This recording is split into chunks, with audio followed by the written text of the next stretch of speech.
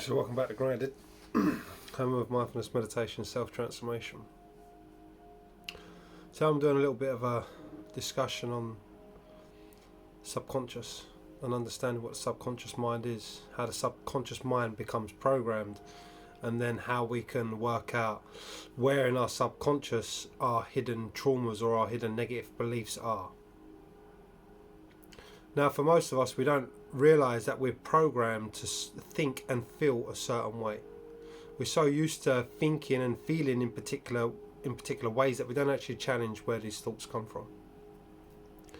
Now, just like walking, when you began to walk in your childhood, you had to learn how to walk. And then the more you began to walk and practice walking, what actually happens is your body then begins to program the pattern of walking, and then it becomes subconscious. You no longer have to think about it, it's automatic.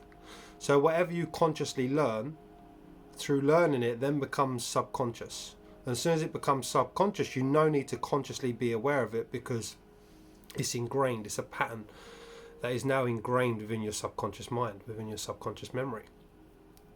And so this is why it's so important to understand the subconscious, because within our subconscious mind are all of the programs that we consciously created, but the majority of them subconscious programs we created in our childhood. And we become so familiar with repeating and telling ourselves certain patterns of behavior and certain beliefs that they then become programmed in the subconscious. And then later on in our life, these programs, these subconscious beliefs are being continuously triggered.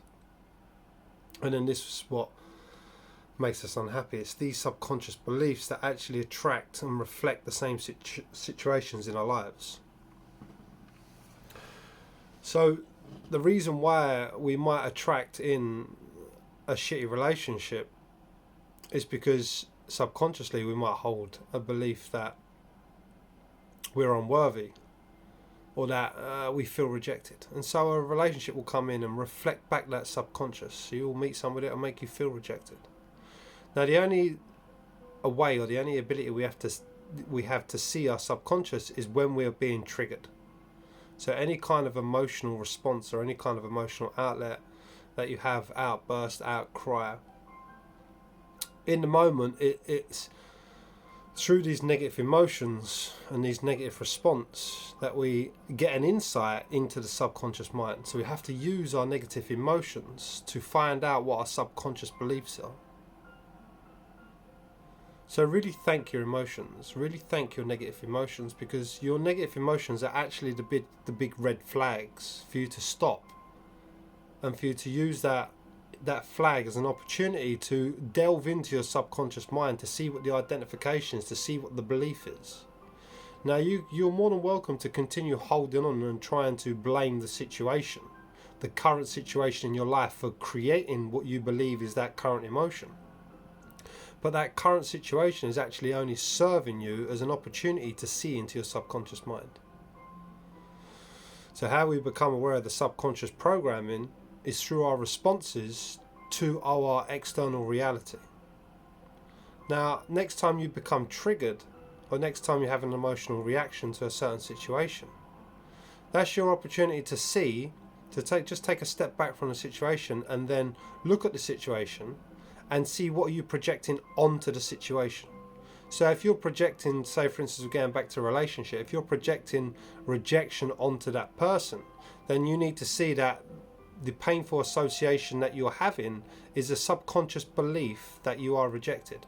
So unless you work on this subconscious belief by making it conscious, by stepping away from the situation and saying this situation is actually showing me or helping me identify that there is a subconscious belief that does not serve me. If you can start to do that with your life, then you'll begin to transform inside.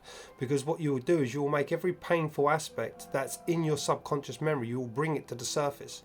And as you bring it to the surface, you get the opportunity to begin to detach from that association.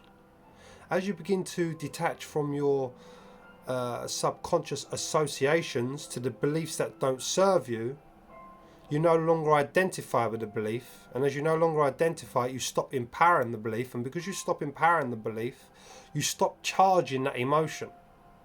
And as that emotion begins to dissipate over time, it's no longer an attraction point for the same vibration. So these are one of the keys to transformation, which you can find in the self-transformation course, which is pretty much ready to be released, so keep an eye out for that. But there are many ways in which we can transform within.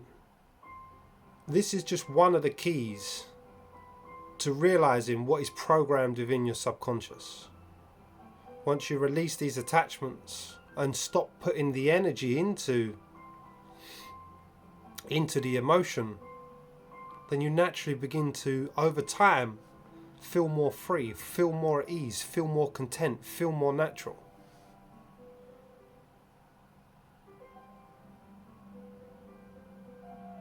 So the way in which we get into the subconscious to see what we consciously programmed at a very young age is through our responses, through our triggers. Your triggers are always going to be the biggest learning point, the biggest learning curve for your life. And once you've worked on these, when these later situations occur in your life and you realize that you're no longer identified, the response isn't there. And then you know you are no longer aligning with the same situations, because you're no longer responding in the same situation. And that's the power of change. And that's when your life begins to change, because you no longer hold and attract vibrations that don't serve you. Not only do you no longer hold the vibration, but as you cleanse these lower vibrations out of your system, then you naturally begin to rise in frequency. You naturally become more in alignment with love, with self-care, with self-worth. And then this begins to reflect in your reality. So just one of the tools you can use for self-transformation. Until next one.